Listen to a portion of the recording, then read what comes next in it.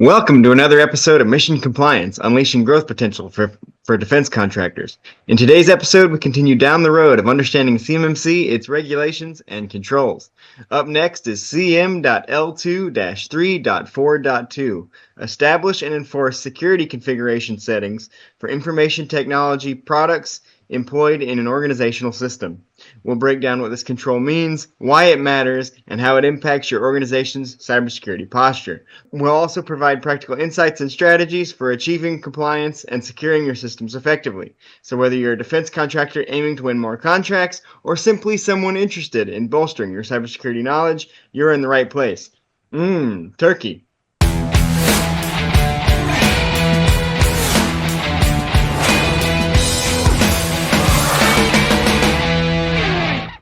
We're joined once again today by Mike Frieder, President of On-Call Compliance Solutions and a CMMC Professional Assessor. Thanks for joining us, Mike.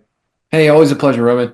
And as you can probably tell by the intro of this episode, we are recording this the day before Thanksgiving. So from us at On-Call to you, we hope you have a wonderful and happy Thanksgiving.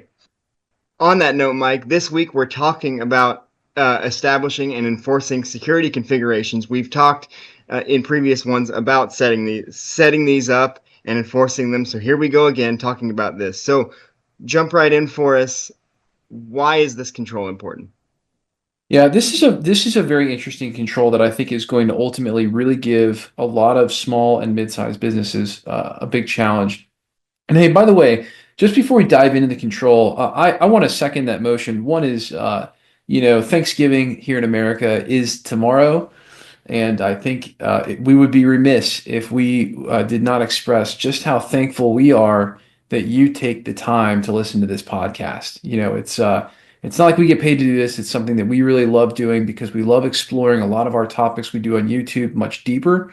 And we love to help educate the defense industrial base, that's you, the defense companies out there, with how to make this crazy DFARS, NIST, and CMMC compliance thing much easier. So, hey, you know what? Whether you've seen one of our videos, gotten some of our marketing material, an email, or even just listening to this podcast, just know we appreciate it, especially when you hit that like and subscribe button.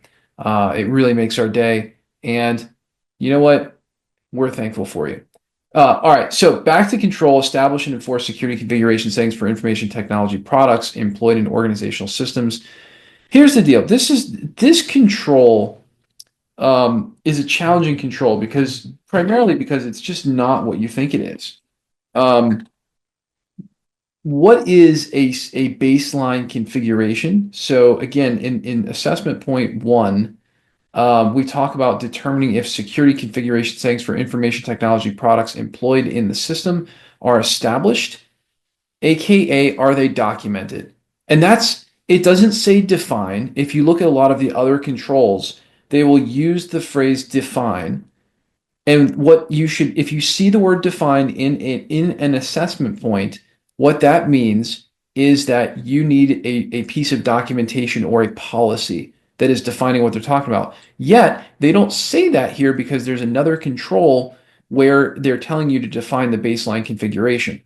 So, if you don't have written documentation, a policy that says we have these kinds of computers need to be configured like this, and they need to have this kind of software on it, and this kind of software is not allowed. And essentially, if you don't have a written security configuration for those computers, you can fail an audit that way because there's a lot of assessment points that relate back to that. The idea is it's one thing to have the computers in a state where they are compliant. However, that's not really what CMMC certification is about. And if you are not from the government world or you've never experienced an audit of any kind before, which many defense contractors have not, let me tell you, it's all about your documentation. And so, again, that's the big message to write home here is for assessment point 1, you need to make sure that it's all documented. And what is it you should document? Well, the answer is you should be documenting what your security configuration settings are. I know it's tedious. It seems so pointless. You set it up, especially if you're a small company. But let me tell you, when you get to be a larger company, if that stuff isn't in documentation, the reality is it didn't happen. You can't prove it to your boss. You can't pass an audit. And so I think this is one of those sort of maturing controls where the reality is that you've got to be a more mature company in order to get this right. Yeah, basically we're going to say implement, see the organization's network documentation on file. We're going to show them the baseline configuration. We're going to walk through and we're going to demonstrate just exactly what it is that we have in writing. That's assessment point number one. Assessment point number two is determine if security configuration settings for information technology products are employed in the system and if they're enforced. So now we've got to basically show an example of we have this security setting in our documentation. Now go show it to an assessor via live screen share in your system. So we can say implements the organization's network documentation on file and shoulder surfing, right? That is when when you screen share with them, or if they're on premise with you, they can look over your shoulder. May be required to view evidence of current security configuration. So again, we need to establish it in writing, and then we need to actually have it implemented in our systems. And you're not compliant without that.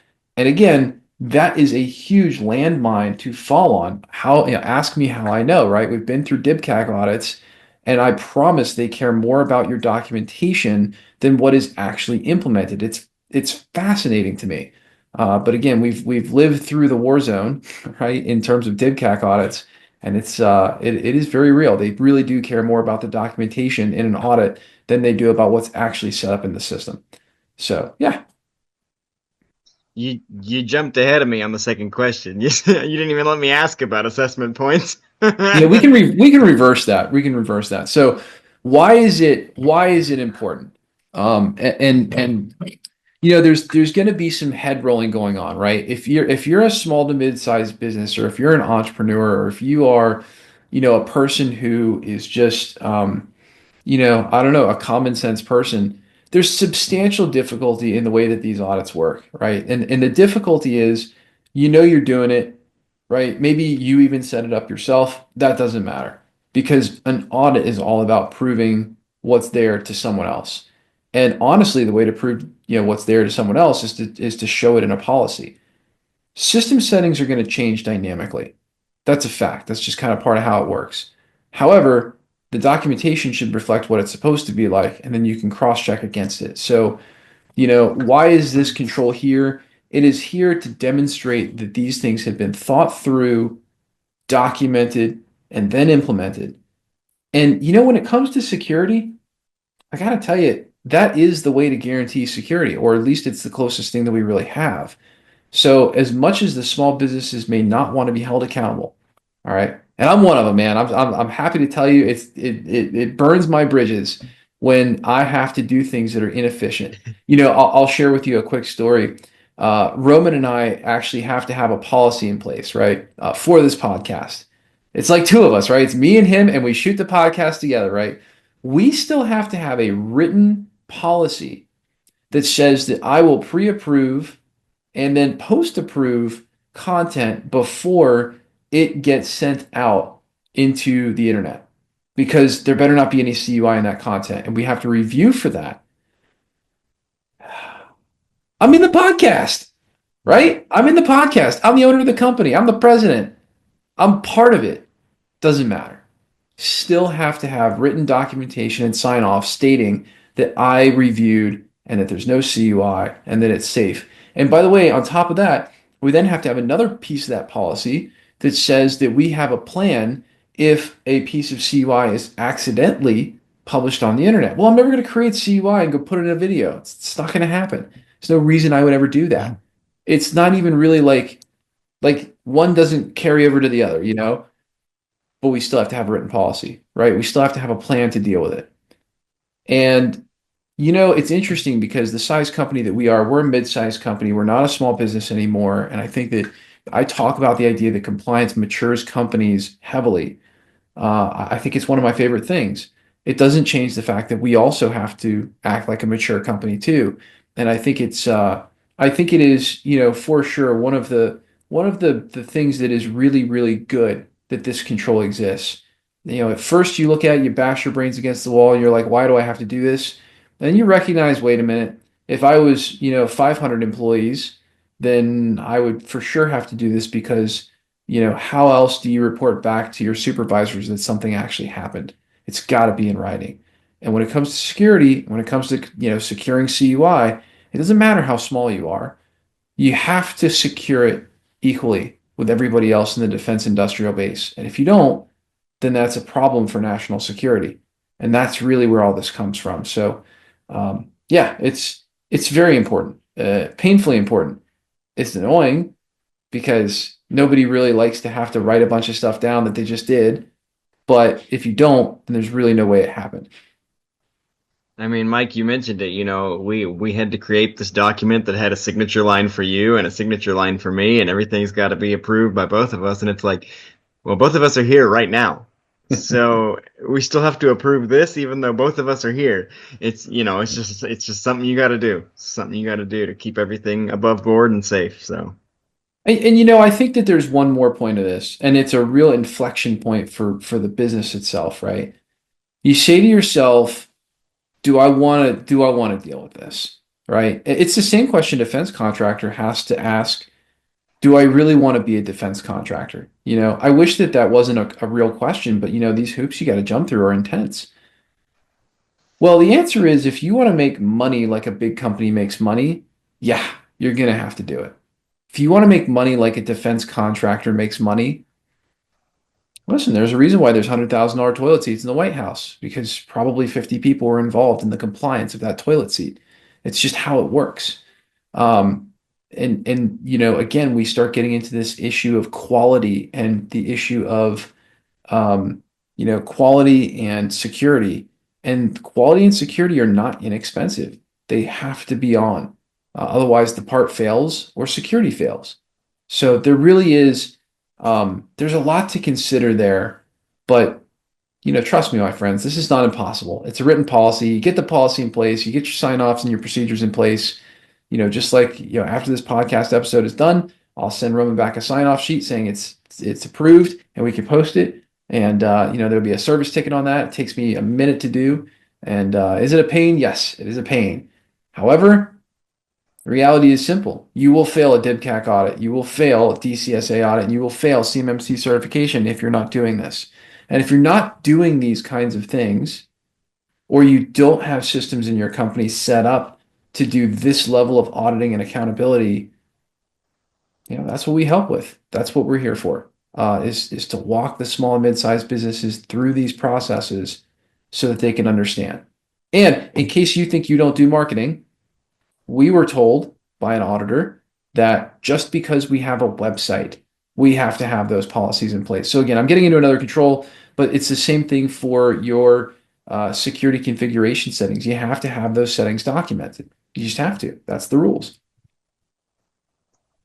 It's all fun. So, what, if any, are the potential difficulties of enacting this one in an organization? One word, overhead. And it's a difficult word. Every one of these procedures takes time. Every one of them. They take time. You have to implement them. You have to build systems around getting them done. And that is a challenge. And whether you're a small business or a big businesses only get to be big because they have systems in place.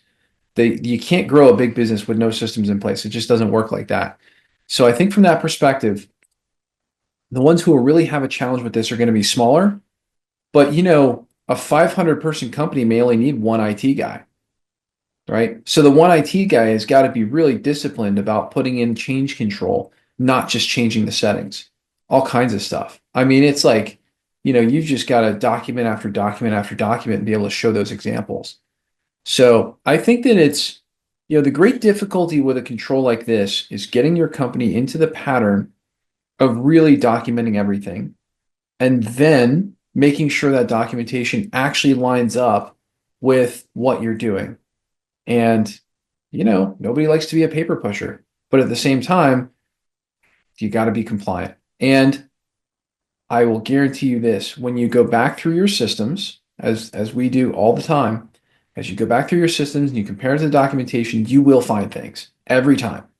You will find security settings that were not the way you thought they were. You will find all kinds of stuff.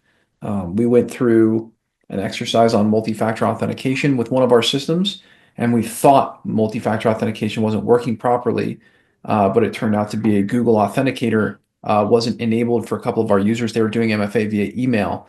So again, there's lots and lots of things to consider. Exactly. Anybody that's stuck with us for 78 episodes now knows how this goes. We ask our three main questions and then we do a silly question. And I was very tempted to do a Thanksgiving themed question since we are recording this the day before Thanksgiving. By the time you hear this, it'll be a week or two after. But we were recording this the day before Thanksgiving. I was tempted to do a Thanksgiving related question. And you know what? Maybe after this question, we'll do a quick Thanksgiving rapid fire for our listeners. But the silly question for today is, what if you had a virtual or even a physical bouncer to protect your organization's system configurations? Well, if you had a virtual bouncer, the number one thing you'd have to do is, well, you'd have to document that bouncer's activities. So, of course, you'd have to have job descriptions and you'd have to have, again, security configuration settings around that bouncer, right? How does the bouncer operate?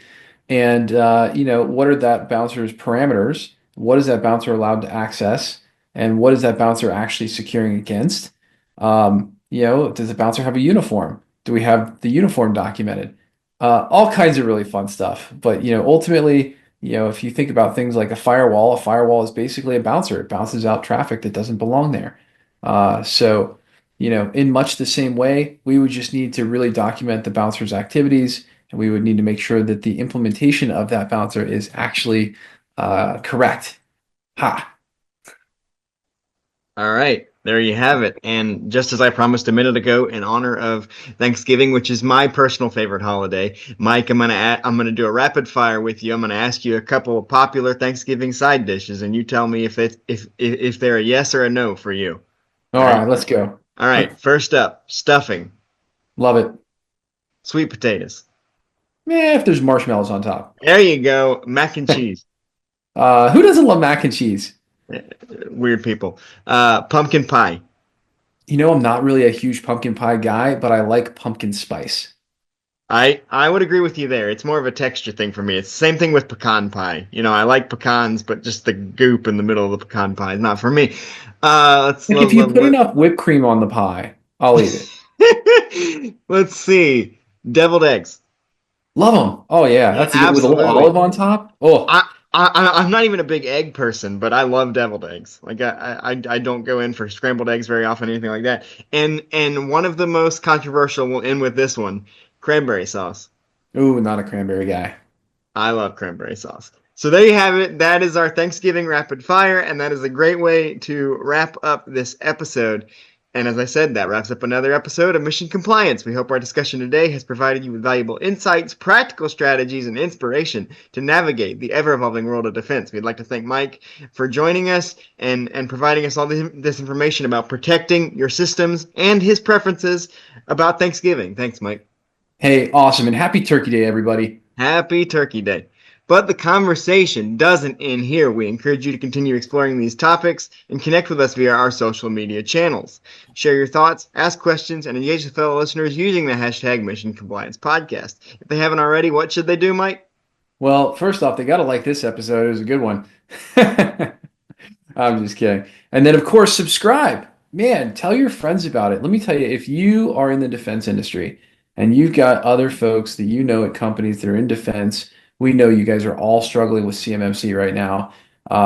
We can help. That's what we do. We help. We do it rapidly. We do it the right way. And it's not easy. It's intensive, but we get it done for you. Mike's not actually kidding. He does want you to like this episode, but he also wants you to subscribe because we'd really appreciate it if you could take a moment to rate and review the show. Your feedback helps us to continue to bring you thought-provoking episodes and high-quality content. Join us next time as we delve further into the dynamic world of defense, security, and industry innovation. Until then, take care, stay informed, make compliance your mission, and happy Thanksgiving. See you next time. Thanks, everybody.